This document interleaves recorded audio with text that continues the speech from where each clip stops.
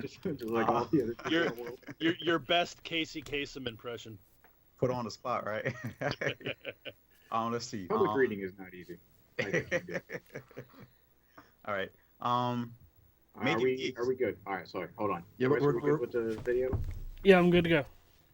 Yeah, we're recording. We're good. There you go. Ready? Yeah. All right. Making Geeks is a podcast for people who are striving to find the balance between raising great kids and holding on to creative passions that keep them sane. Cool. Wait, you happy with that? Yep. You're happy? I'm happy. All right. Okay. So when I introduce you, we just prefer Darrell from the Broken Nerd YouTube channel. Is that how you'd like us to bring you in? And it looks like he froze. It's not my internet, you guys. That's what this looks like. You guys have to sit through this. Oh, must be so frustrating for you guys. Did he go away completely? You back? You kind of froze up there a little bit, Darrell. Oh, there you are. Can you hear us? Darrell? Can you hear us? Can you see us? Now I can hear you guys. Yeah, I can see you. There was a poor connection. Okay. So when I introduce you, just want me to introduce you as Darrell from the Broken Nerd YouTube channel. I kind of messed it up there. Okay, I'll make sure I get that straight when I do the final intro. Okay. Are you guys set? Yep. All right.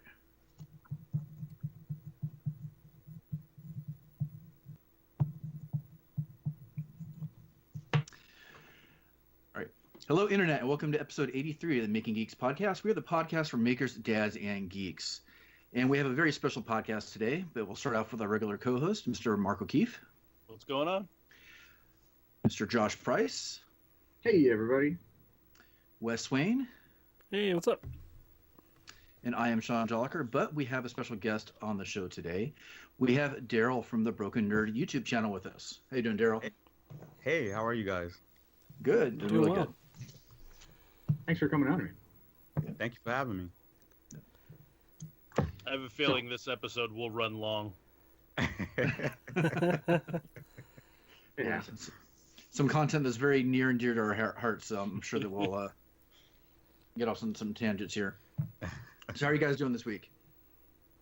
Good. Doing good. Phenomenal. Doing well. Can't complain. It's been a long week so far. Just got off of work, so yeah, that's... So you got long hours then? Or is that just like a one-off thing? Crap.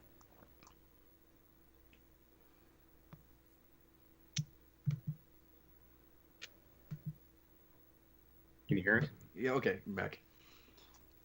We lost you again for a quick second.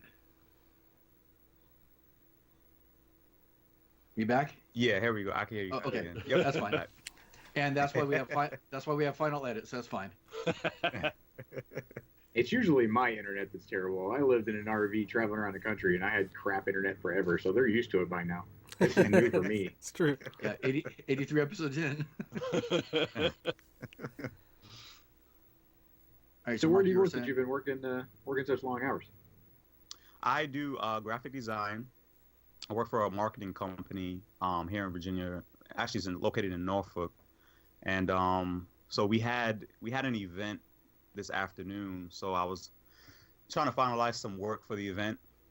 And yeah, so it requires some late hours. So I worked actually all through the weekend and had Monday and Tuesday off. And I went back to work yesterday and then had to work tonight. So so trying to find balance between work and doing the Broken Nerd and spending time with the family kind of gets complex sometimes, but I try and manage it and deal with it the best way I can. We can definitely relate there. Yeah. Welcome to the club. That's entirely what our show is about. Wes, So what you you been got- up to? I have, let's see.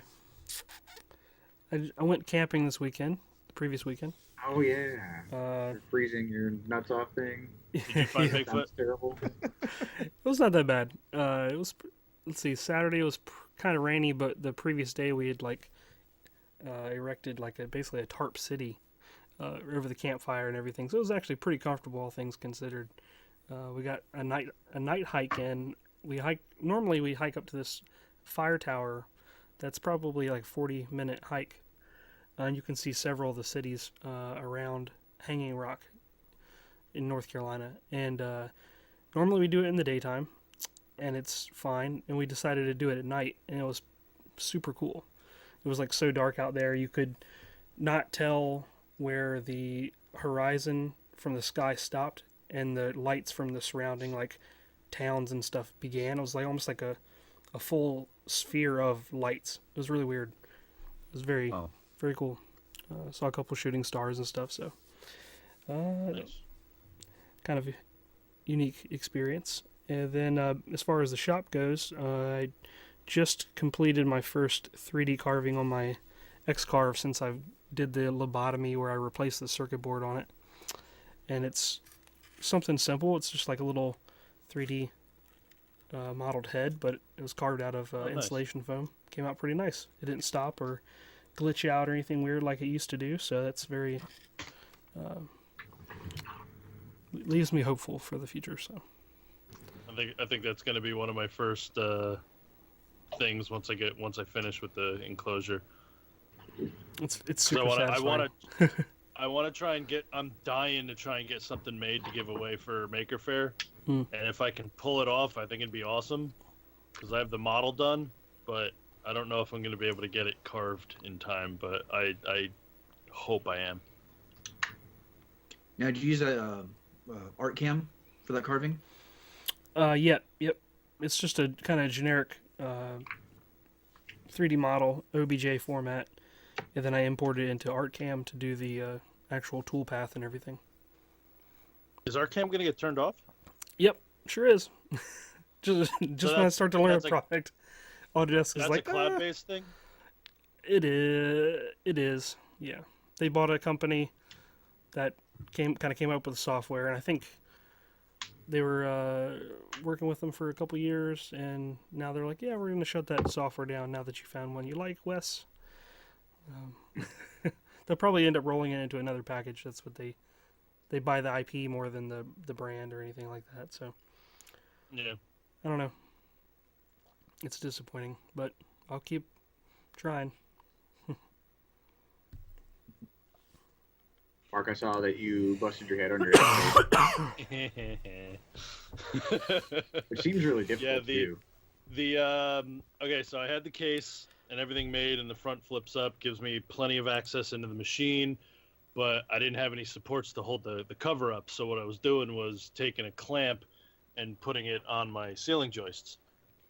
Well, what happened was outside of my computer falling, the clamp shifted and dropped it on my shoulders, but my head went through the acrylic.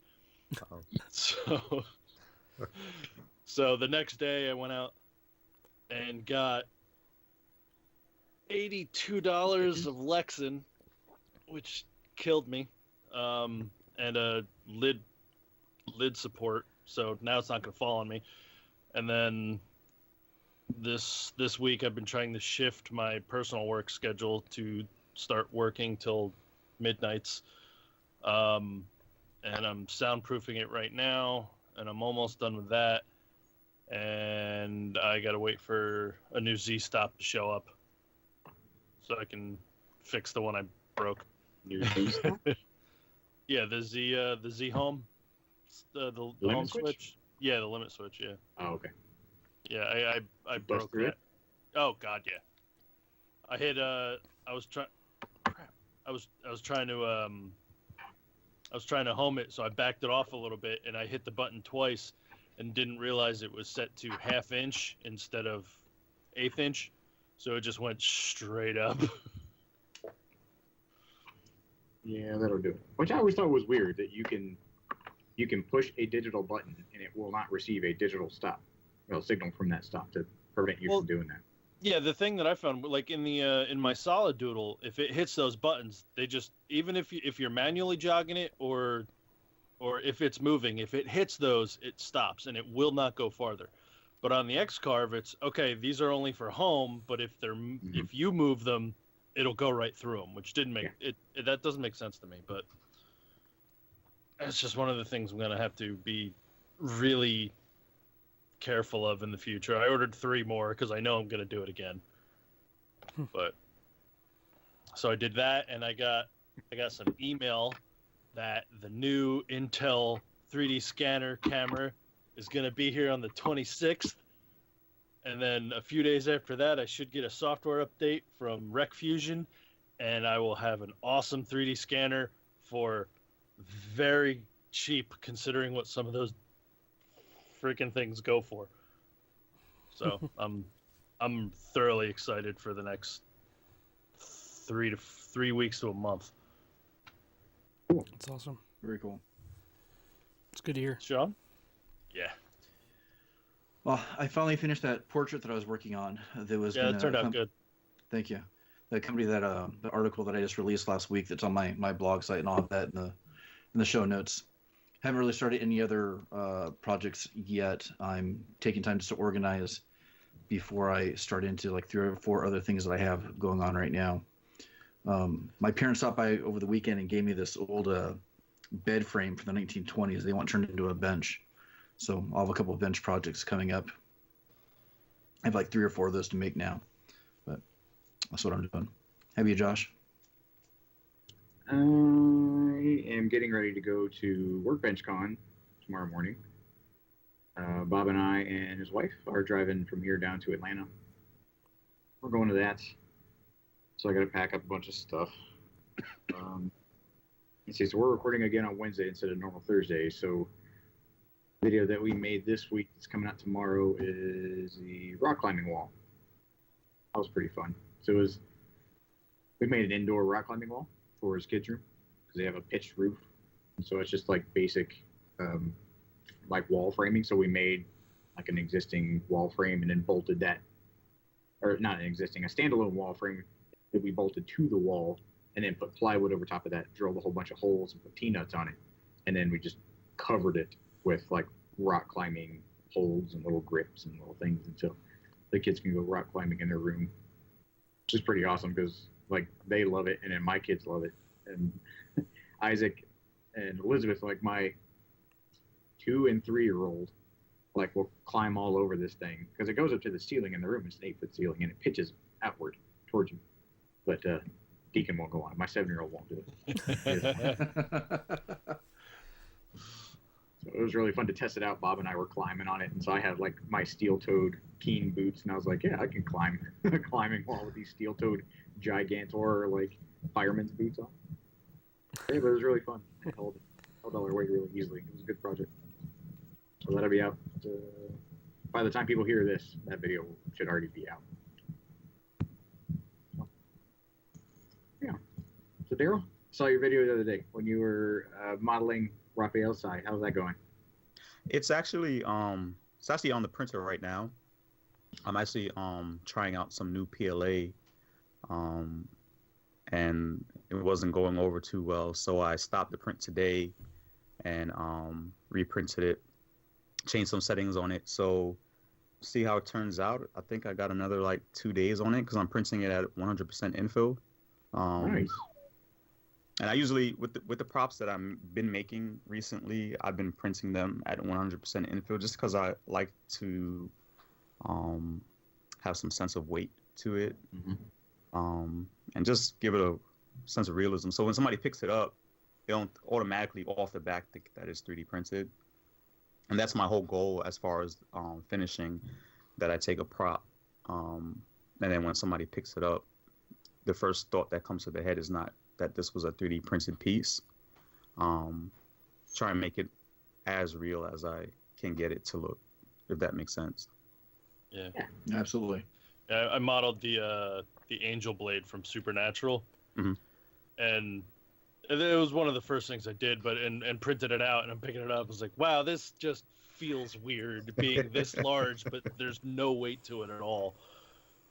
What printer are you using? The CR10. Is it the? It's not Reality? the S. Yeah, it's Reality. Okay. It's not the most recent one. I know they have a lot of upgrades to the ones they're That's putting got- out now.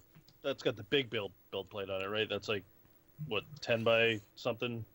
Yeah, I think this one is I believe it's 300 by 300 by 400 millimeters. Okay. And then they have the S4 and S5, which have a bigger build volume. Okay, so let's take a step back. So you're a graphic designer. Like, Yes. where did your love for all things geeky and nerdy come from? How'd that translate into what you're doing now? So when I was younger, I grew up on Marvel. My dad used to take me to the comic book store. And I've been in Virginia for about 17 years now. But when I lived in New York and I was a kid, my dad used to take me to the comic book store, and he used to buy me the Marvel cards. And what he used to do was, what he used to do is, he would buy a stack, and then he would take the new ones, and he would put them in like this box that he had, and he put them in the plastic sleeve, and then any duplicates that he would put it in a book for him, and then if they came across like a third one, he would put in a book for me, and I still have that book today. Nice. And I still have all like the Captain America card. I mean, I've just it's nostalgia for me. I could just go through it and be like, remember when I got those? And the sad thing is that I think he ended up losing that box that he had in transition of moving down here. But I still have those ones that he put aside for me, so I hold on to that dearly. Are you trying to recreate the whole poster worth? I wish I could. Is it the Grail? Try to get all of them lined up? I wish I could. I don't have many because, again, those were like the third copy that he would come across and put in that book for me. There were tons of them. Yeah, there were a lot. I remember when they actually started transitioning into like more of like the, I don't know if it was like pastel artwork. They were more detailed. The Marvel masterpieces. Yes. Those are the ones I collected. Wow. Yeah. So I have some of those that he put into the book for me as well. But yeah, so that's how that started. And then more recently, because I kind of stepped away from the whole comic book scene growing up in New York. And a part of this for me, why I decided to create the channel was because I wanted, because I have two young boys, a 1-year-old and a 4-year-old. He actually just turned 4 yesterday. And Happy birthday to him. And I wanted them to, because growing up in New York in the area that I grew up at, me and my best friend often talk about this. Like, we were made fun of for being into the things that we were into. So we were into comic books, we were into Pokemon, we were into Nintendo, PlayStation, all those things, and we were like kind of the outcasts. So I want my sons to see this and then know that, be comfortable in being into this kind of stuff, that it's not look for the proper word, it's not something to be frowned upon or be ashamed of. So that was my whole reasoning behind starting the channel, so I can kind of inspire other kids that's out there, because I know there's a kid out there that's hanging out with a group of kids and they feel like they can't talk about this stuff because they might get made fun of. Yeah, so going back, that's how I kind of transitioned into this phase and started making. And then getting into the 3D part, I started 3D modeling because I saw the movie Prometheus. And for some reason, that movie just like sparked my interest in 3D modeling. And I wanted to replicate the ship so bad that I started looking into 3D modeling programs, and I settled on Cinema 4D because I felt like that had the lowest learning curve. And from there, that was about 3 years ago. No, actually 4 years ago, that I started modeling. And then the natural progression was into 3D printing. I know you guys know Uncle Jesse. Yes. He he was the inspiration. I saw his video one day, and I was like, all right, that's it. I'm getting a 3D printer, and and I'm here today. This is kind of that journey. That's awesome. What was the first thing you modeled? Like to learn the program?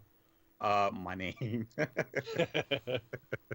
So that was kind of like I was following a lot of tutorials.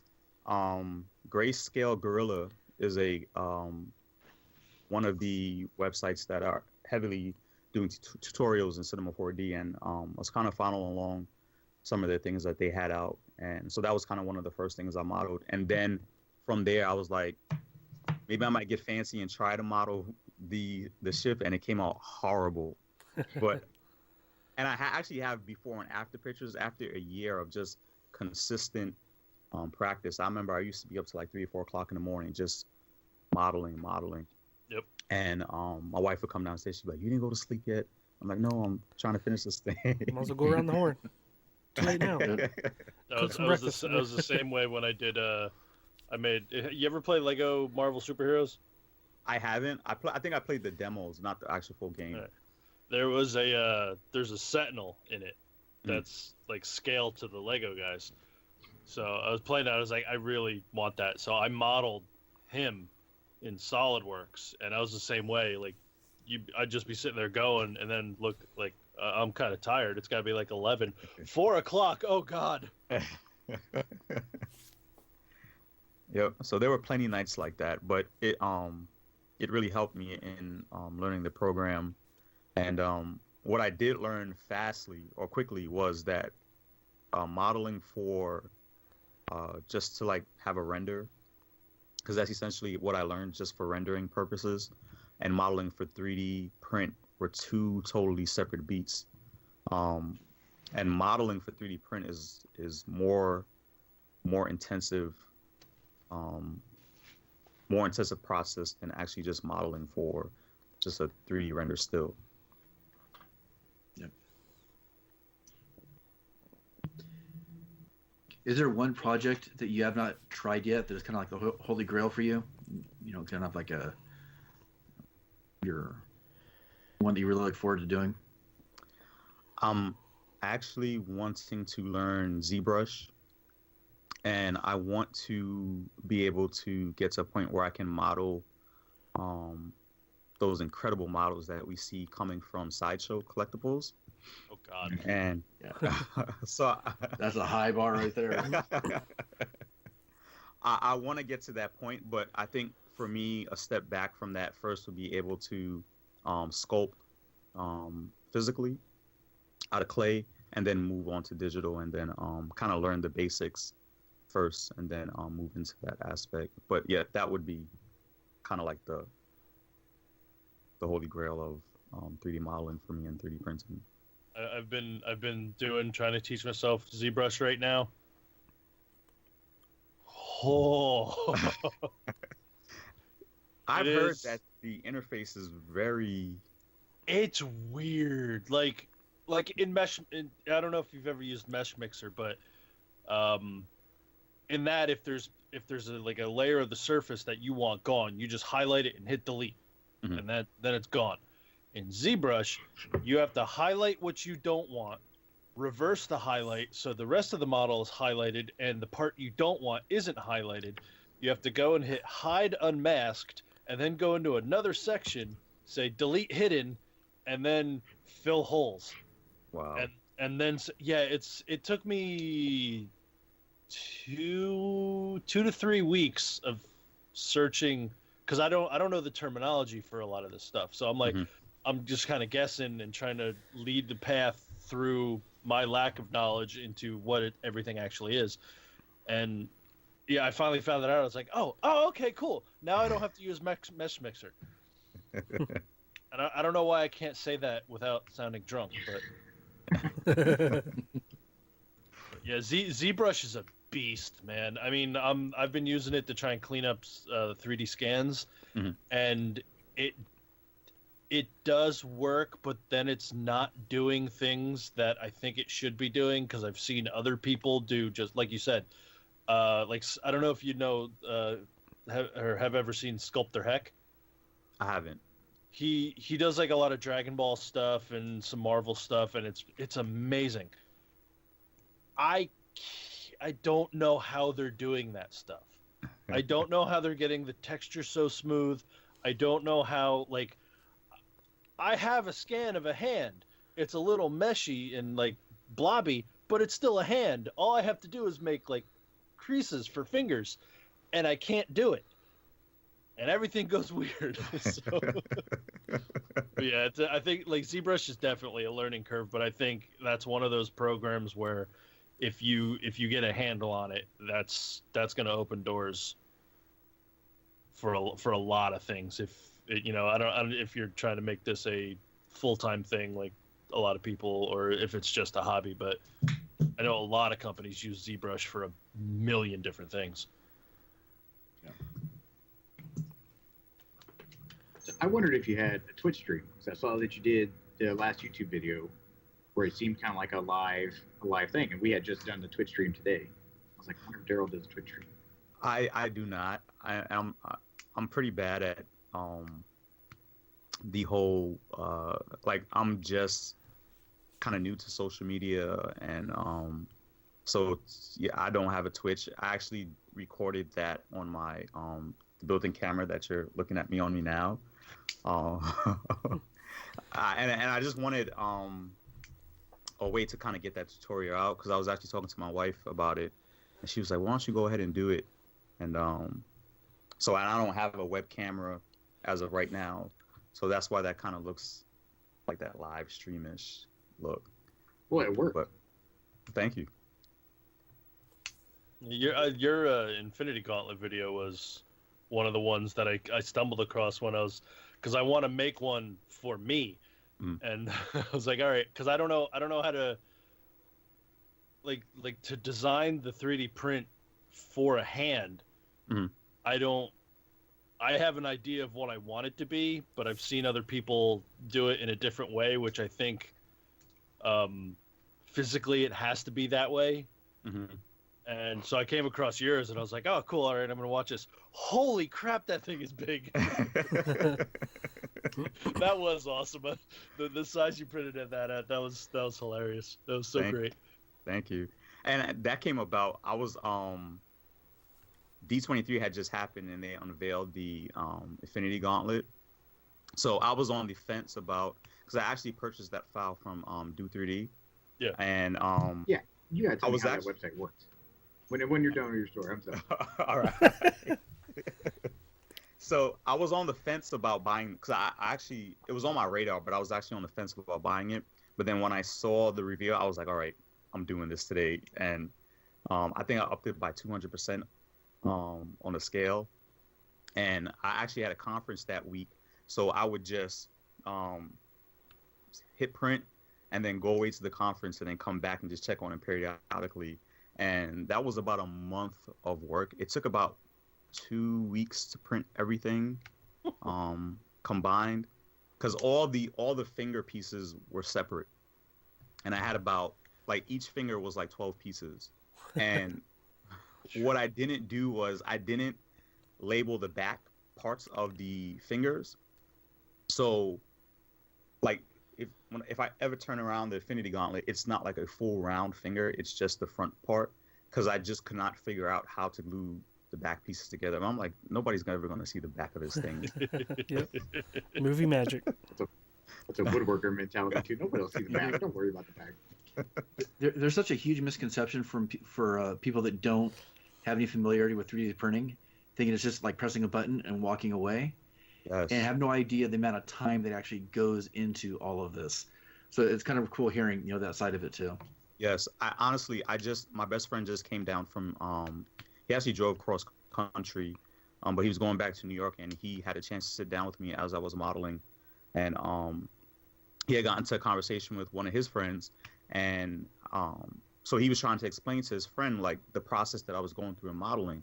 So the friend was like, well, doesn't he just hit print? And that he's like, no, like, you have to be here to see this, like, the process. Because I'm like, for me, I don't know if you guys saw the video, like, I'm pulling out measuring tape and trying to figure out real world dimensions and If I don't have any reference pictures or any dimensions online that I could find, that's the only way I know how to actually go about modeling something and making it real world scale.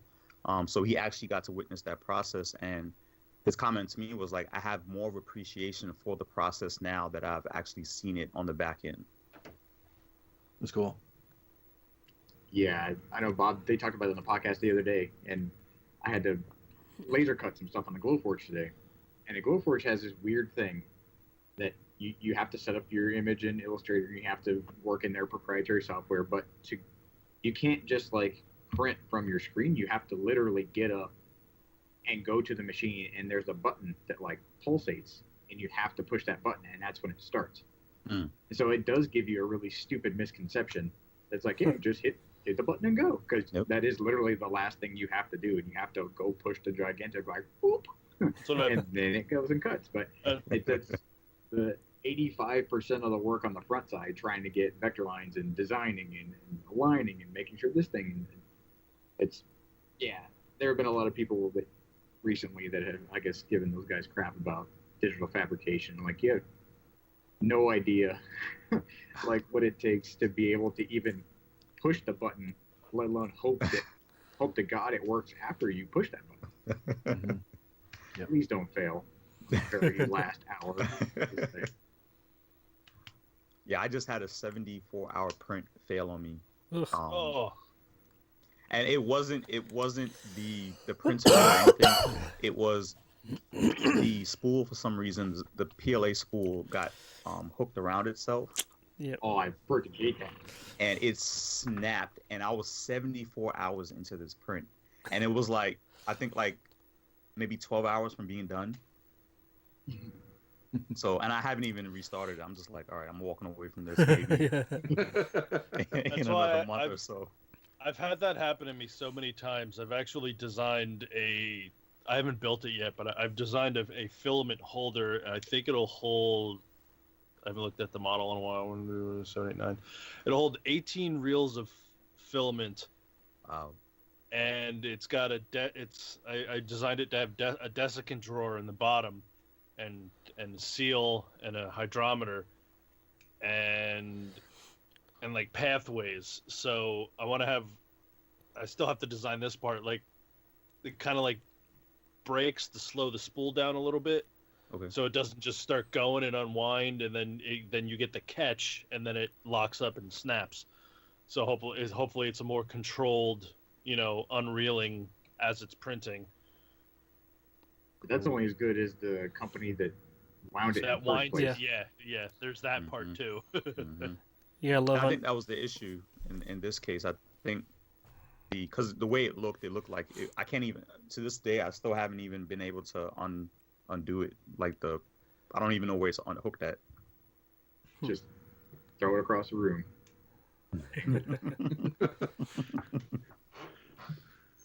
We got the new Prusa i3 Mark III, and it comes with the silver that Joseph Prusa loves so much, and it is wound perfectly. Wow. It is. I love looking at it. It's sitting over there now. We took it off because I was doing the glow in the dark eyeballs for the Iron Giant head, but that thing, it was gorgeous as it prints. It just like very slowly goes back and forth like a properly wound garden hose. It's great. But I saw today that you modeled. Did you model the Iron Giant head? Is that one of yours?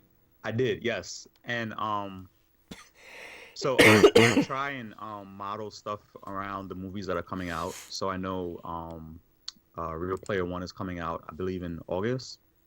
And I noticed that the Iron Giant was in it. So that's kind of like a build that I have planned out for around that time. I'm actually playing in my head how big I want to print it. Life size. Yeah, I might get kicked out of my house for that one. or at least 6 foot, so you can have a cool statue in the corner. So yeah, I'm kind of playing with how big I want to print it. I'm not sure yet. Right now it's kind of just to fit my head. So I might scale it up a bit when I print it. You gonna make the jaw articulate? Yes, I am. So, and the head's hollow right now, so I can get some lighting in there. Yeah. I was actually, the initial plan was to make it a bust, and somebody was just like, it'll look too weird if it's just a bust. But I don't know. I'm still playing with the model. It's not 100% completely done. So yeah, I'll see in the next couple of weeks what direction I'll head in. So do 3D. Yes. How does the website work? Because you mentioned it, I went to look on it, and I'm like, I want to buy all of these models. And it has a shopping cart, but there's no purchase this model. Is that like a hush hush? Like I should not be selling these copyrighted whatever things, so you can't buy it like you want to buy it? How does that work? I don't know what their reasoning behind selling the files the way they do. That tripped me up for a long time as well. But what you do is you email them, and then they email you back a price. And then from there, now there's an issue with that because I've been getting some tweets about people getting different prices. Now, I personally haven't had any issues with their files or any of the pricing, because I actually had one person compare a price with me, and the prices match. But with that being said, there is a lot of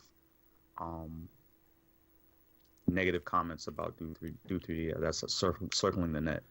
But me personally, I haven't had any issues with them. Is it that the pricing like surprises people when it comes back? Because they may be used to like Thingiverse or My Manufacturer when stuff is free, and then when someone comes back and says this is going to cost $30 or $40 for this STL file, people get kind of taken back from that. I think that's part of the frustration with them. Their prices are pretty steep, but I mean, you're getting good quality models, and I think a lot of people don't appreciate how much work goes into modeling. Me as a modeler, I don't mind paying the price because I know how much time it goes into making a good 3D printing model, that you get a smooth finish, and how much subdivisions and measuring and the process that it takes. I think it's underappreciated. For sure. Absolutely. It's a pain. It's even for like woodworking. Like I use it primarily for woodworking or for little functional things. So like when you're doing scoops and coves and like and points, those are things that I've not had to do because that's stuff that you normally wouldn't do with a piece of wood unless you were just to sand it. But that's the stuff that a 3D printer like shines for those weird asymmetric pieces that you can't just cut out on a normal machine that you may have or you can easily get. So that's the stuff that's super impressive. Like, and that's what you're going to pay for because I don't know how to do it. And there are very few people that I know that can do it well. So you should pay people well for the work that they do well. Yep. It seems foreign to people in the 3D printing world because they get in. Like, I don't know, I had a monoprice select mini, so really 3D printing is a $200, entry fee. And then you get all the depositories of models for free. Like, people kind of get spoiled. A little spoiled, yeah. Yep. I've actually kind of stepped back from releasing models because I think when I started releasing, people were asking, hey, are you going to release that? I actually had one person send me a message asking me if I was going to release the Starkiller lightsaber. And I told them that I wasn't sure at the time that I might put it on my Etsy shop for sale. And they emailed me back and said they would prefer if I don't sell it. That's the nicest way an internet troll can tell you their opinion. I would prefer you didn't make any money for the hard work that you've done. Would that be okay with you? But I mean, I totally get it. I mean, there's a lot of awesome files out there for free, and these guys put in a lot of work. And to give a file away for free, I mean, like, I don't. If anybody's charging for something that I see that I want, I have no problem paying because again, the work that goes into it is just, you can't beat that. always been a little weird about having a file for sale because I don't necessarily trust a whole lot of people. So it's like once you sell that file, they can just give it out, and then you're like, ah, crap.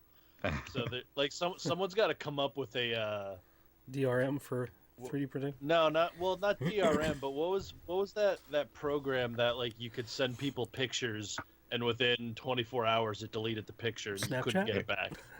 Was that Snapchat? Yeah. I don't know. I'm You're too old. old for that. I know I'm old. I'm older than you are. What the hell? Taking Metallica's side in the Napster argument is what you're doing. Yep. So here, this is something we haven't really talked about, and so that's actually kind of like a cool starting point for this in terms of, are we at a point now where more markets are going to open up for actually paying for these digital files? I mean, I know it's already available, but is this the direction that everything is going to be going because of quality? You go through pages of the free stuff on Thingiverse and the other sites, but is the paid version of these quality files the direction? Like, so for instance, how cool would it be if like the next Star Wars movie comes out and a new lightsaber is introduced, and then Disney actually says, okay, we are going to release this 3D file for sale, and you can now print it on your 3D printers instead of buying it from the store. That's totally going to happen. I do think that's the direction it's going, but the problem with that is there's still a huge learning curve, and the average person is not going to take the time to do that. So even though we're still, like, the making community is still a large community, as in the grand scheme of things, we're still really tiny. Well, no, I understand that, but I mean, how cool would it be if Disney said, well, we want to release this because this way we know it's actually accurate. I would love it. But you can still buy it. I would absolutely love it because then I don't have to find pictures and try and measure and wonder if I got the measurements right. And I know Josh has some opinions on this. I'm wondering what Josh wants to say, though. I'm going to lawyer this real quick. Oh, great. Here we go. As Disney's lawyer, I got my ears on, right? Let's go, McCoy. No. That's what Disney's lawyers would say. They would have a boardroom full of people and go, no. Because if you bought that model, it becomes yours, and there's nothing preventing you from then selling it to a whole bunch of other people. And me and my Mickey ears don't get all of that money. So I can control... They're going to have some sort of proprietary format for their model to be able to... Yeah. They're going to DRM the heck out of it if they can. Is that not already happening? They'll sell it on the Apple 3D printer that is fully locked down and controlled. You have a one-time print code? One-time print code, yeah. And then the system locks it out. But here's a thing as well. So let's say Disney sells the file. You can have somebody buy it and then go to a 3D model and say, hey, here's the dimensions. They 3D model it and then put it up on Thingiverse for free. Which I think is happening now, but I think the argument on Thingiverse a lot of times in a lot of the 3D printing communities is, can I sell this? I'm like, no, you can't sell that because of like copyright infringement, or that's on you didn't design it, you can't sell it. That doesn't matter. But you can go on STL files or for CNCs right now. You can get a lot of 3D files, but you buy those, and a lot of times it'll have like, this is good for X amount of carbs, or I don't know how they control that. But you buy that thing from them, you cut it yourself, and then it allows you to, you're buying the rights to sell it after the fact. You know what I could see them doing? Because like the Disney store is still around. I could see them stocking the Disney store with 3D printers and having people learn how to use them, and then you place the order, and they print it out for you directly at the store, and you go pick it up. Because at that point you have a product in every store with the send of an email, and you're not shipping product, you know? Or it's not very cost effective that way, but it would be cool. Yeah. And again, I got my tie and my ears on. Is that we could injection mold 4 different types of things and dump them in a big bin and have all of the crazy, slimy, booger-infested kids paw their way through it and then build their own lightsaber. And so not only can I charge them for the plastic, I can charge them for the experience. And then they have a thing that's customized themselves. They could take their picture with a cardboard cutout that has and I can charge them twice. You've got an evil that's side. That's Josh. inevitable, though. It's the Mickey side, man. You've Mickey Mouse got doesn't that care about corporate it. evil Look, in you. I used to work for the mouse, so it's not really that far off. But I could guarantee that they're going to do that anyways. They already have a They already product have in the store called Blade Yeah, Builders. they have it. So of course they're going to make it an experience like at the new Disneyland for for doing that. But if they released their 3D file, that'd be money they're making that they're not currently making, because people are already modeling stuff, people are already ripping it off, it's already getting reproduced in other markets. So why not make money in this one avenue? Yeah, I think they're losing creative control of their product when they do that. They've already lost creative control.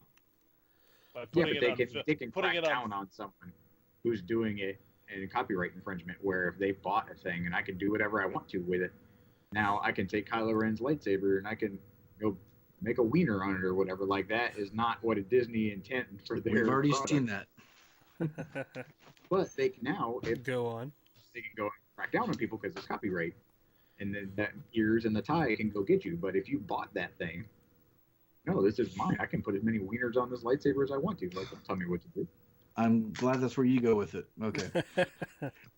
You had a bad day. I just got punched in the. If anyone remembers that line. Anyways, all right. Back to the family-friendly stuff. So, Darrell, have you got commissions that people are like, oh, can you make a whatever, and then I can pay you this much? I actually just finished a commission. The T'Challa Spare that I made, the video that's on Make, that was a commission build. I'm actually working on, as I have to get this done this week, I'm doing a commission build for a coworker of mine's. And then I'm actually working on another commission for a fellow YouTuber. I think she's doing the Black Widow Infinity War Black Widow. So I'm doing the gauntlets, shoulder pads, knee pads, elbow pads. So yeah, and I'm kind of wary about taking more on just because I've had a few people contact me about it and I kind of have to turn them away. For me, I just don't want to commit to it and then I don't have the time to do it. The T'Challa one was kind of on my radar anyway.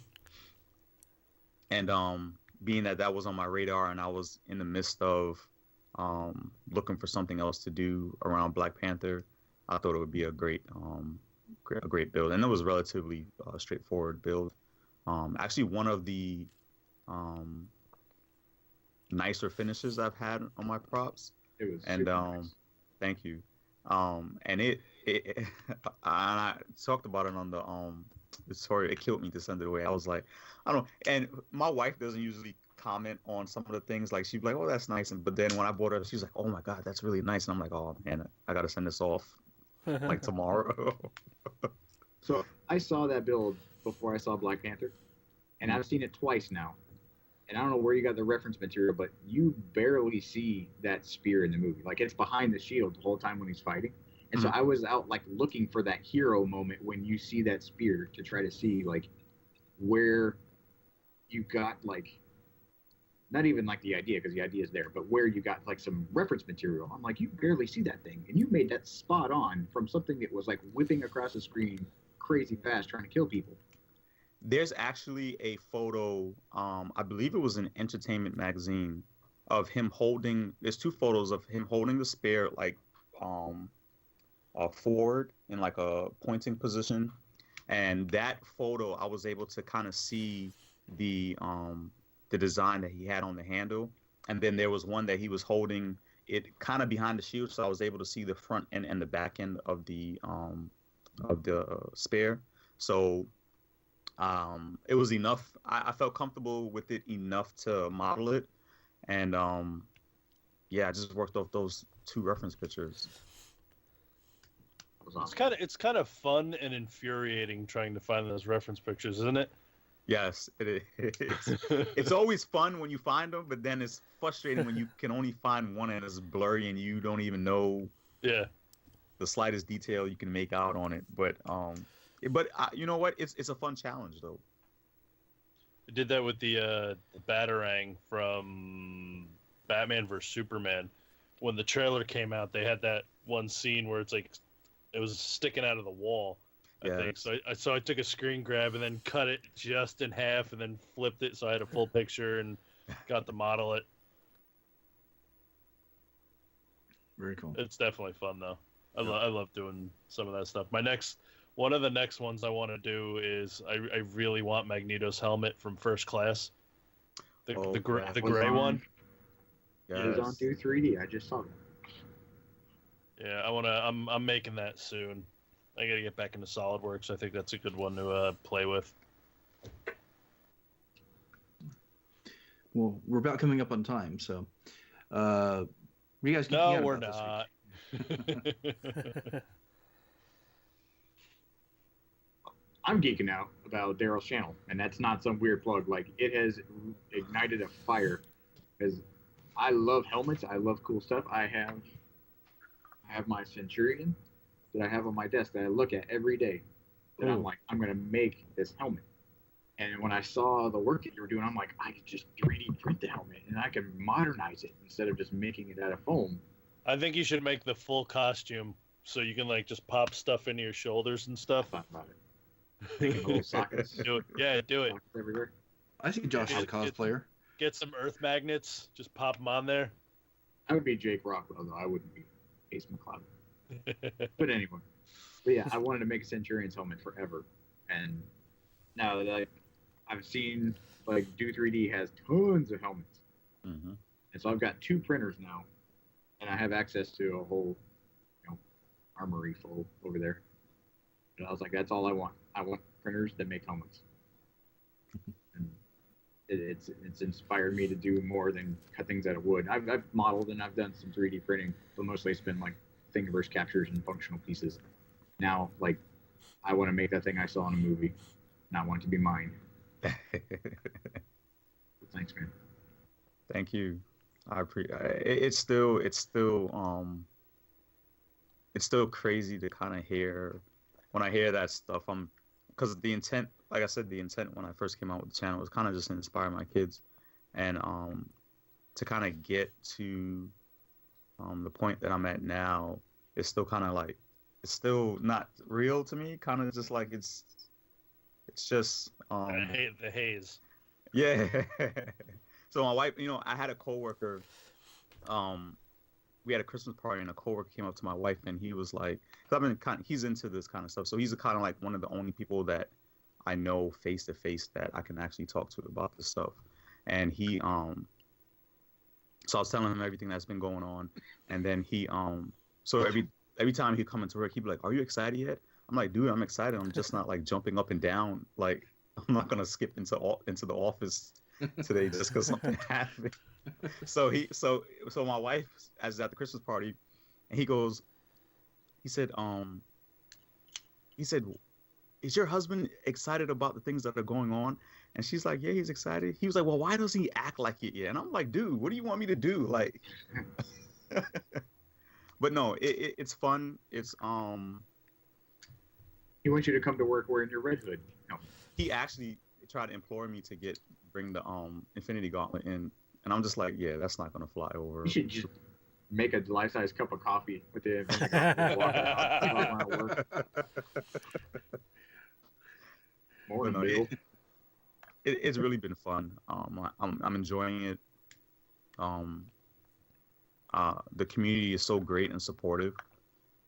This is one of the few communities that I feel there's a general sense of like actual community. Everybody rallies around each other. Everybody's supportive. Everybody's wanting to give information. And the individuals have been awesome. Guys like Uncle Jesse, Joel, they have been Naomi Wu. They have been so supportive of the work that I've been doing and giving me information and insight, and like I can't thank those guys enough, and lady enough. They've been awesome. Well, welcome in. Yeah. Well, Thank you. What's what you've been geeking out about? There you go. Should have passed. Let's see.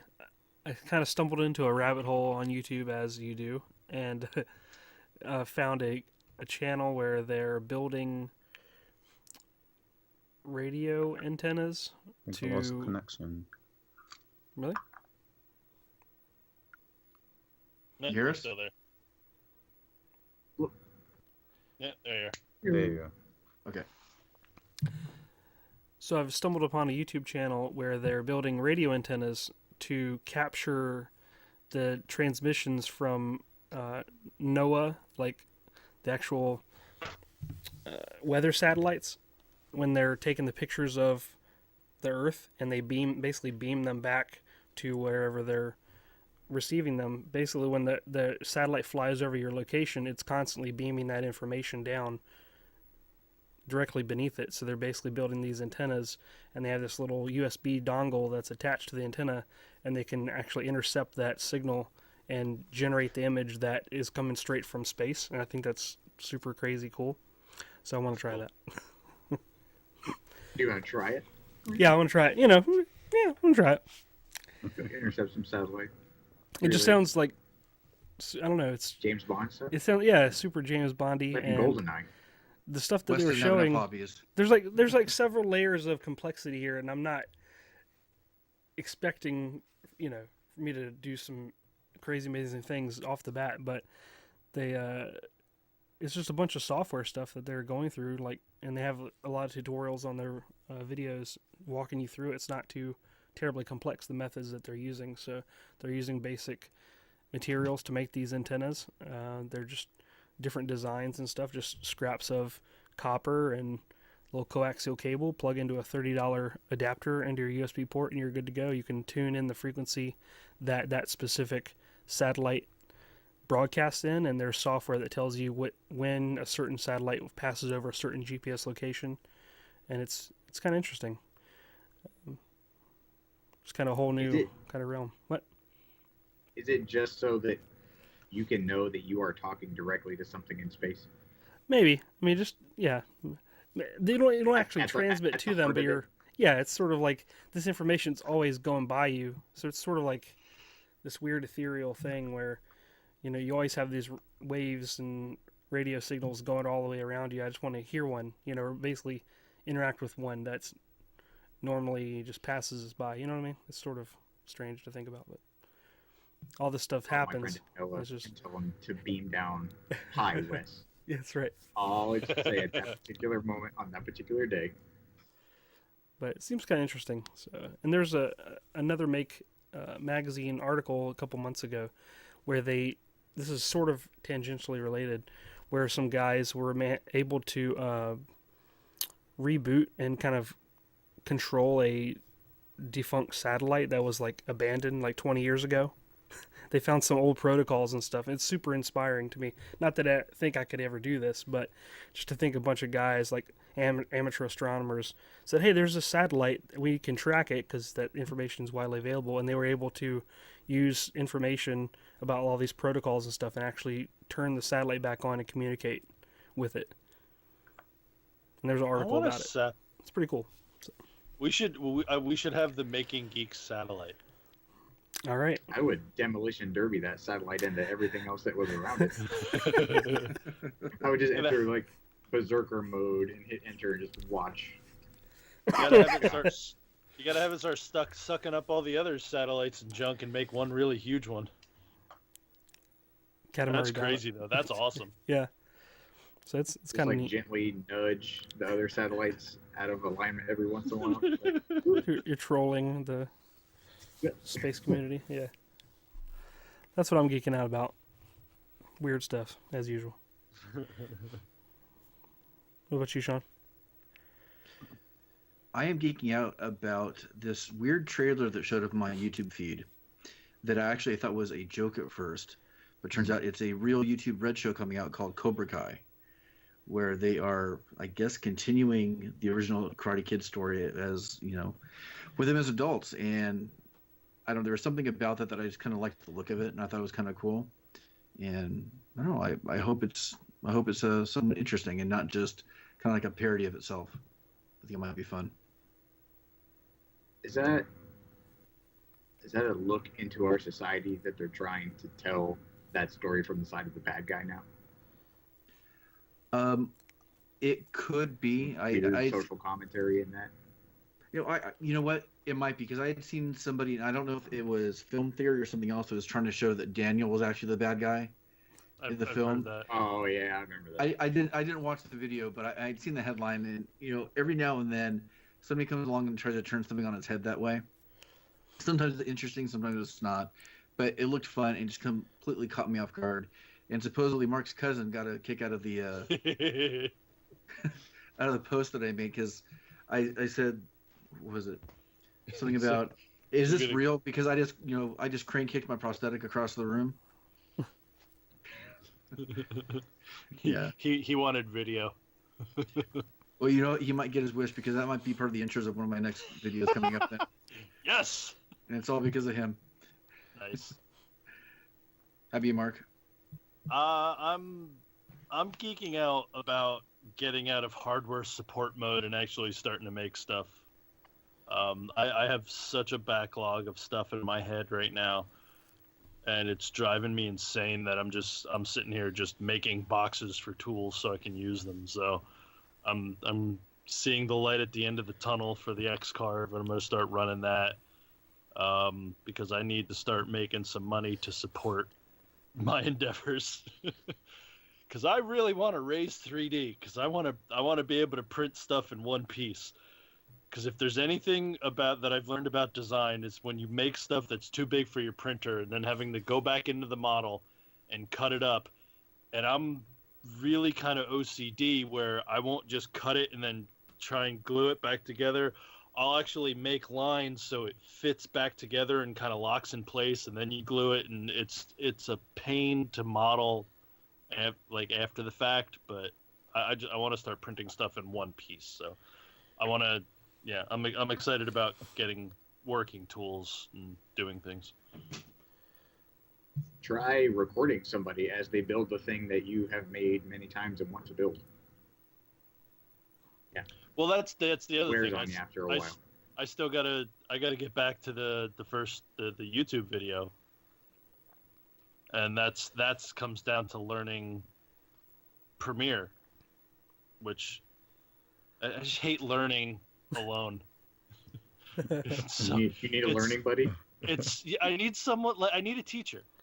Because it's so hard. Like, if you have a teacher, you can bounce stuff like, well, I want to do this. Well, that's not the right terminology. I think you mean this. Yes. And that interaction takes all of 3 minutes.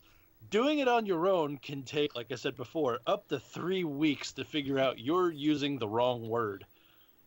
Did you do the Skillshare thing we talked about? It's like $1. No, I didn't do it yet, but that's one of the ones. I am gonna look into some stuff for Premiere, but I still gotta get the rest of the video and my ideas, because I actually found video I thought I had lost and filmed comedy replacement for it, and I don't know, but yeah. So Darrell, Yes. what's been going on this week? You've been super excited about. What have you been geeking out about? I think I've been geeking out about this for a while now. Infinity War, like that is like the highlight of the year for me. That, and actually I've been really geeking out, and information's been coming out slowly about Captain Marvel. I don't know. I'm really excited to see that movie. Yeah.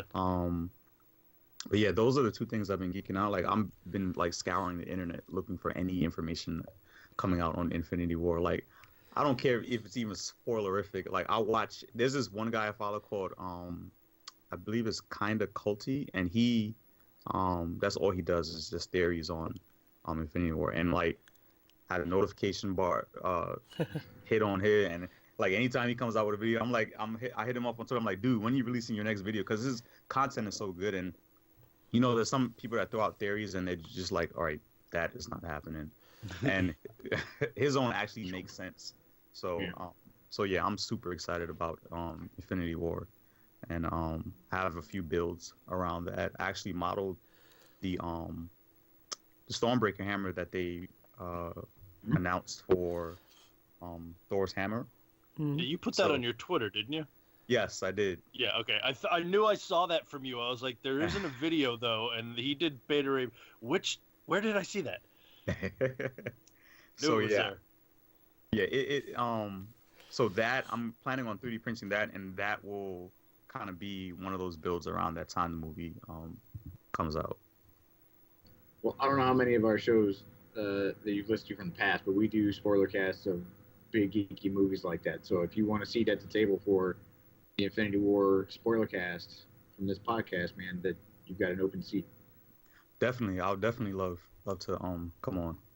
Geek Yeah, out as hard as share you the want. wealth. Should we Exactly. should we plan a Black Panther one? Yeah. I still I'll gotta go go on see Black it, Panther but right now. Black Panther was awesome. So I have a confession to make. I haven't seen it yet. I haven't well, even. neither have I. No. Okay, all right. So because We all got kids. It takes up to a month to go see the movie, maybe Yep. longer. so I got like crucified at work today because I haven't seen it yet. And then everybody knows like I'm into all this prop making. So they're looking at me. They're like, "You of all people haven't seen it yet?" And I'm like, "Dude, I have kids." Like, and then and my kid both my kids were sick, so I couldn't. There's no way. I'm like, yeah, I'm not gonna be able to see the Monday. Like, so I got fussed out all day for not seeing the movie. So I've seen it twice because of my son. Wow. Deacon loves the Black Panther. Like, it's his favorite character. As soon as he saw it in Civil War, like, he thought the Black Panther was the coolest. Yeah, they And did then a he's- really good job on that design. That's one of the things I love about the Marvel movies. Their real world transition is so spot on. Like they change what they need to change to make it look good. It's not, okay, well, he has spandex in the comics, so let's give him spandex. Yes.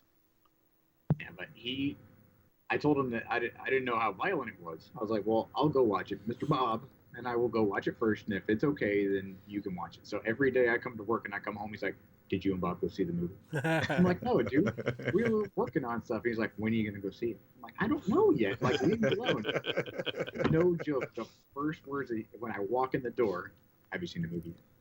And so I told him, like, we're going to go watch it. He's like, okay. And it was like a 7 or something showing, so he was going to be in bed. He's like, well, when you get home, come wake me up and tell me if I can go watch it. I'm like, dude. So the very next morning, I was at the breakfast table. He comes down. He was like, how was it? I'm going to go watch it today, right? I'm like, geez, like, pump the brakes. And so that evening, I'm like, dear God, we're going to go watch this movie with him. And it was loud. There were some violent parts. There was some fighting, because it's a Marvel movie. And, like, he kind of covered his ears sometimes, but he loved it. Wow. Absolutely. Awesome. Princess has like these 2 panther like blaster things. He was like, she was my favorite character. So yeah, he was all about it. Very cool. Awesome. That helmet too is one of the more impressive designs that came out from Marvel in a while. Killmonger stuff is pretty sick. Yes. Michael B. Jordan like was awesome in them. You guys should go watch it. Working on it. I'm working on it. Characters were awesome in this movie. Actors playing those characters were awesome in this movie. It was good. Yeah, that might be because I asked Tracy. I was like, "You want to go see it?" Because she usually goes to see all the Marvels with me. She's like, "No, I'll pass on this one." Yeah. No, don't pass on this one. It So- was good. So that's me going. Okay, I can. You go to bed. I'm going out. Permission granted.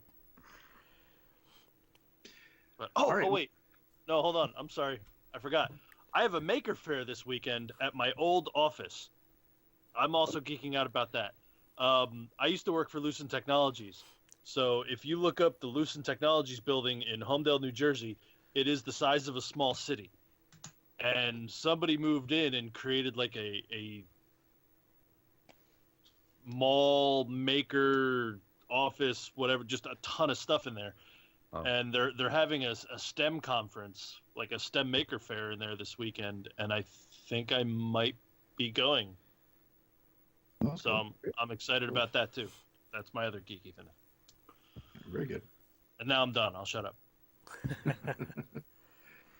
All right, we would love to hear from all of you. Go ahead and visit our website, makinggeeks.com. Check out the contact page. Send us some questions, suggestions for the show, anything you like. We would love to hear from you. And right there on the homepage, you can listen to all of our past episodes and see all the past guests we've had, including today's guest. And right there on the homepage, makinggeeks.com. And you can find us across all the social medias on Instagram at Making Geeks Podcast, on Twitter and Facebook at Making Geeks. And we'd like to thank our awesome patrons over at patreon.com/makinggeeks for helping keep the show on the air. And we'd like to thank our top patron, Mr. Seth Williams, for his support. And if you'd like to help fund future endeavors such as Maker Faire, hint hint, wink wink, nudge nudge, in Bay Area coming up in May, those donations go help those types of endeavors. And if you'd like to help us out, just go to patreon.com/makinggeeks. And I would like to, before I say my little prayer, Seth sent me a box, and he put Bob's name in parentheses. So it's good that someone finally recognizes the true hierarchy at this point. But he's sent a box because he's in the metrology lab at this chemical place in New York, so he does calibration on all their equipment. And he's, in the note, he says that it's a lot of times cheaper for them just to buy a new thing than it is to calibrate whatever piece of equipment it is. So he sent us like a couple of temperature and humidity sensors for the 3D printer enclosure cabinet. This cool level. He said like a tachometer, like we used to have on the helicopter. So this like you put a little strip of reflective tape and it shoots a laser at it. It counts how many times the little piece of reflective tape shoots a laser back. Wow. So I now know that our miter saw spins at like 41,000 RPM, and that I can punch fist at 330 some RPM. So I spent half the morning just putting reflective tape on things and seeing how fast they go. So thank you very much, Seth. That was very cool, giving us a bunch of crazy little gadgets. So thank you. Oh, and you can find the rest of our work all over the internet at geekbuilders.net, Asylum Designs on Twitter, Instagram, Thingiverse, and Facebook, geeksmithing.com, and at thepiworkshop.com. And Darrell, where can everybody find your stuff, man? They can find me on YouTube at The Broken Nerd, and they can find me on Twitter and Instagram at The Broken Nerd 83.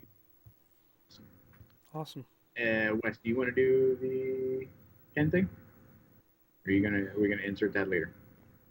You'll just insert that what I've already recorded. It's fine. Yeah, Wes. I mean, if you like your take, I get to tack it on. So okay. Seemed to work. Yep. Sweet. Well, thank you everybody for hanging out with us. Darrell, thank you so much for being on the show, man. I hope you had a good time. This was awesome for us. Yeah, thanks for coming, man. Yeah. Thank you for having me. I really enjoyed it. Sweet. And hopefully we'll see you back. Of course, definitely. Just let me know and I'll be here. Right on. Excelsior. Well, everybody can tune in every Saturday to a new episode. And we hope you all have a fantastic week. See you guys. Later. Take care. Bye. I just realized something.